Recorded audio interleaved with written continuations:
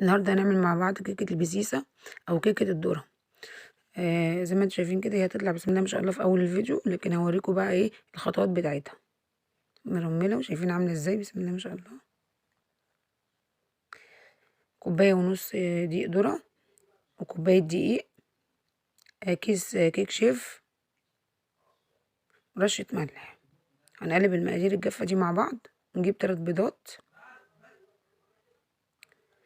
معلقة فانيليا، كوباية سكر، برضو نقلب المواد السائلة مع بعض كلها لغاية ما السكر يدوب،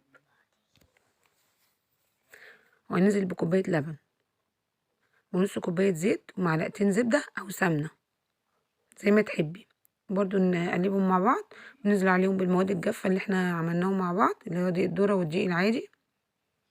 ونخلط المواد كلها مع بعض لغاية ما كل العجينات تتجانس مع بعض. هنجيب صينية مقاس 28، كنت أنا مغلفاها بزيت وحبة دقيق، وكنت قايدة الفرن على درجة حرارة 180. وهي زي ما انتوا شايفين بسم الله ما شاء الله لا قوة إلا بالله. شايفين عاملة ازاي؟ عايزاكي بقى تعملي لي لايك وشير وتفعلي زر الجرس، وما تستخسريش فيا كومنت حلو